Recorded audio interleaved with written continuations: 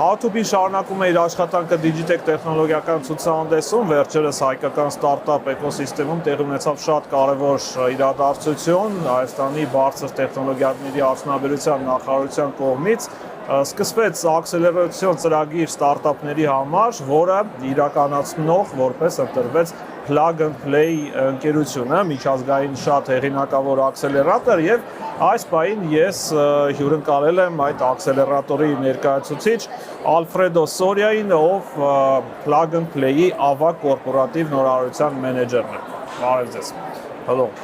Nice to meet you here. Նախ կխնդրեմ մի փոքր պատմել աքսելերացիոն ծրագրի մասին, ինչ է այն ենթադրում եւ ում համար է նախատեսված։ First of all, Karen, thank you very much for having me here. It's a pleasure to be with you and with How to Be Media. And we are very excited, not only to be in today at Digitech, at WCIT, but also to be, part of the Armenian ecosystem. This international accelerator brings a new element that was not yet present in the Armenian ecosystem, which we believe very much was missing, because it is really going to allow a group of 20 startups to be able to accelerate their growth and be able to expand into new markets and raise additional funding that they had not been able to do so before. So there is a very, vibrant ecosystem already in Armenia.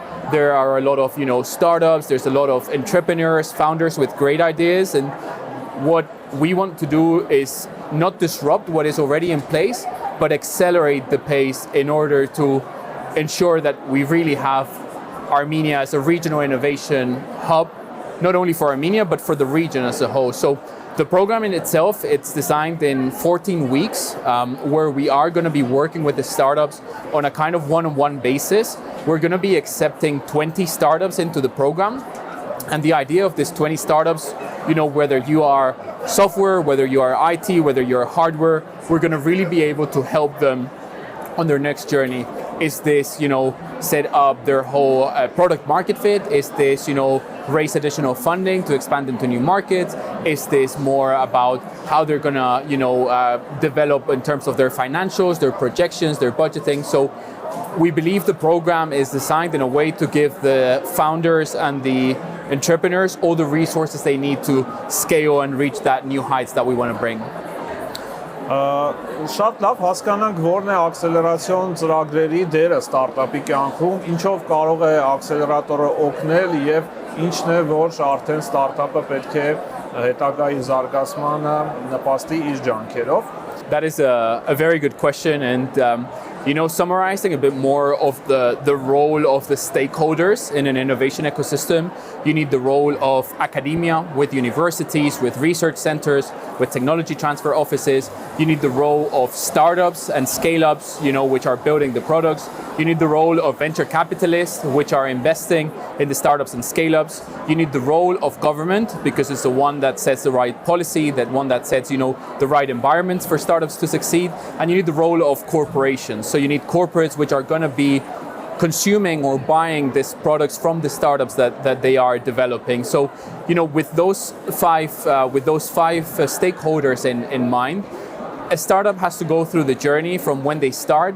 Usually they start with an idea, and then they have to build on this idea. So the idea along the journey is that once they have this idea, they build a very simple MVP. This MVP, the minimum viable product, is going to allow them to instantly validate whether what they've built has market traction or has no market traction. So the idea is that we want to work with those startups which are already MVP ready, which have their products already validated, and we want to help them take them into the next journey. So ideally in this stage, they would go through kind of an incubation stage, and then from the incubation, we would help them go into an acceleration where they can really kind of go to the next level that they're targeting, be it, bring in the first 10 new clients, be it, raise your current seed round, be it, define your marketing plan or go-to-market strategy. So really we understand that all the stakeholders in the ecosystem play a role, and we have to have the right conditions, which I think we have currently in Armenia. And that is important, because the accelerator, once they finish the accelerator, their focus has to continue being growth. Their focus has to continue, seeing, okay, we're currently at a Series A, how do we go to our Series B, So it is important that the startups kind of do this exercise post program as well. This is where we at, this is the milestones we have accomplished, and what are the next milestones that we have to, accomplish. And we at Plug and Play, and everyone uses kind of like the SMART technique, which is that every KPI you set for yourself has to be specific, has to be measurable, has to be achievable, have to be realistic, and has to be in the right time bound. So if you take into consideration that you're setting up a SMART KPI and you work towards that SMART KPI, then you're really going to be able to achieve the next milestone of what you want to do. Մենք եւս դուք նշեցիք ու մենք եւս շատ ենք խոսում, որ Հայաստանը այսպես ունի զարգացած ստարտափ էկոսիստեմ եւ այստեղ նաեւ զարգացման պոտենցիալն է մեծ, բայց ինչքանով է դա հայտնի դրսում, Հայաստանից դուրս, դուք ինչ գիտեիք Հայաստանի մասին, Հայաստանի էկոսիստեմի մասին, մինչեւ այս մրցույթին մասնակցելը եւ ինչպես է փոխվել ձեր տպավորությունները հիմա? Absolutely. So I've been already in Armenia quite some times, and every time I come, I keep being impressed by the speed at which new, adoptions and new developments are happening. So that is something definitely worth admiring and mentioning. What did I know about Armenia before? Armenia has something very valuable that not a lot of countries have, which is the diaspora. There are 7.5, 8 million people, Armenians, living everywhere across the world. And this connection that they're building, that bridge between European countries and Armenia, the United States and Armenia, Russia and Armenia, Asia Pacific and Armenia, it's probably the best asset that Armenia has right now. And we saw it last week. We were participating also in the Narouche program as well, that the Ministry of High-Tech Industry organizes. And we brought a group of selected mentors and coaches to work with the startups, and we were seeing that, the talent is there. The Armenian people have one of the best, set of skills when it comes to STEMs, when it comes to, new technologies, when it comes to artificial intelligence, when it comes to, implementation of these technologies, when it comes to hardware, advanced manufacturing, deep tech. So if we can get all that talent that is out there, if we can get all that talent that is here, and we can combine them together, we have the perfect bridge for the ecosystem to scale to, to the next level that we want to take it from. It is true that a lot more can be done. Like in every occasion, we always have to think, what is the opportunity? Do we have to continue investing in the future? We do. And what does investing in the future mean? For a lot of people, and I include myself, investing in the future is education. If we invest in the pillar of education, if we make sure that the next generation of people, the employees, founders, startups, entrepreneurs have the skill set they need to succeed, then we're not thinking of the today. And this is something that a lot of countries across the world are adopting. We're not setting at the today, we're setting the vision for the future. So if we've had that clear vision of where we want to go and what role we want to play, we can make innovation the main pillar that holds that. Ստարտափների հաջողության գործում շատ գործոններ են կարևոր ու նաև առաջին տեղում երևի թե հենց թիմն է, ինչպիսի տպավորություն ունեք հայ ձեռներեցներից, ինչ հատկանիշներ կան, որոնք նրանք ունեն ու կարող են օգտագործել իրենց ստարտափները կայացնելու հարցում եւ ինչ որակներ են, որ դեռ պետք է բարելավել. So I think you hit on the right spot. We as Plug and Play, as the world's most active venture capital for pre-seed and seed stage, investing in around 250 companies a year, the one and only element that we look for always is the founders, is the ambition of the founders, is the ambition of the vision that the founders have, is where they want to take the company in the future and how they want to execute that plan. So when we talk about, key elements that we see in Armenian founders, there is the will to instantly want to grow. There is the will and the ambition to be able, there's this resilience that has been built in the Armenian people to always want more, to always be ambitious, to always want to continue developing.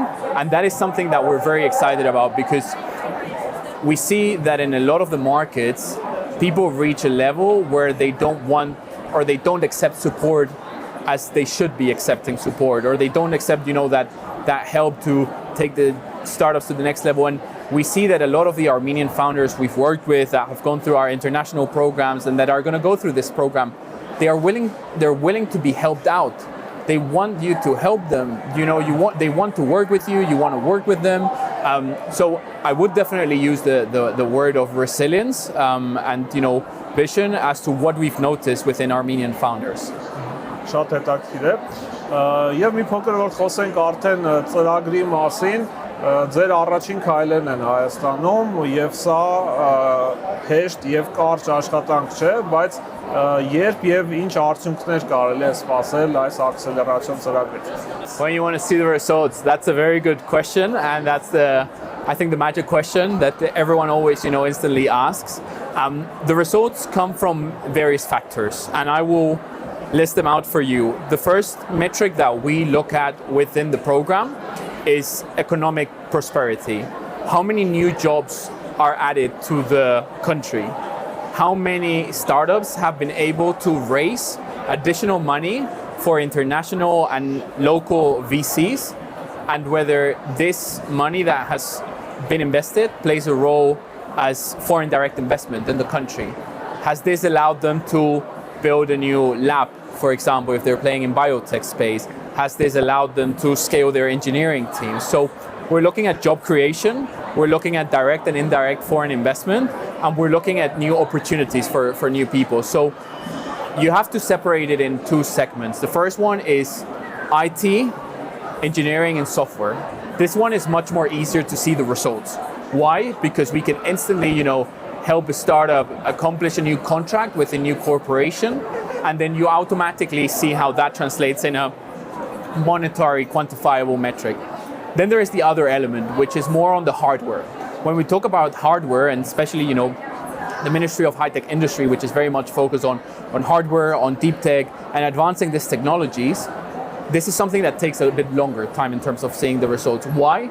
Because the scalability is always an issue. When it comes to deep tech, it's something that it requires additional funding. It's not the traditional pre-seed, seed, 5 million, 10 million that we raise, but when we're actually developing something in deep tech space, which can be quantum computing, which can be, some more advanced areas within research, the results take longer to achieve. So we also want to be very realistic. And again, we ourselves have set this SMART goals that I was talking about before, that every startup we work with, we want to make sure that they have realistic KPIs. We want to, one of the first questions we ask the startups in the program is, what do you want to accomplish from now till the end of the program? In this 3 months, what do you want, where do you want to be at? Some of them might say, I want to have my first 100 clients. Some of them might say, I need to secure additional funding to continue. Some of them might say, I want to expand into new markets in Germany, France, and Italy. So we're going to be working with each one of those objectives that every startup sets. We're going to make sure they're specific, measurable, achievable, realistic, and in the right time bound.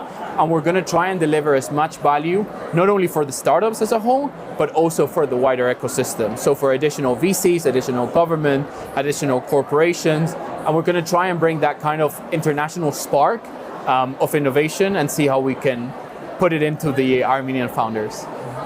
Եվ իհարկե չեմ կարող չհարցնել Digitech-ի մասին, ինչ տպավորություն եք ստացել այստեղ, տարին մեկ անգամ ամբողջ էկոսիստեմը այսպես հավաքվում է մի տեղում, ինչ տպավորություններ կան Digitech-ից եւ ընդհանրապես Հայաստանից, ինչպիսին է ձեր փորձառությունը։ So I would say, if you haven't attended Digitech, you should plan attending Digitech for next year.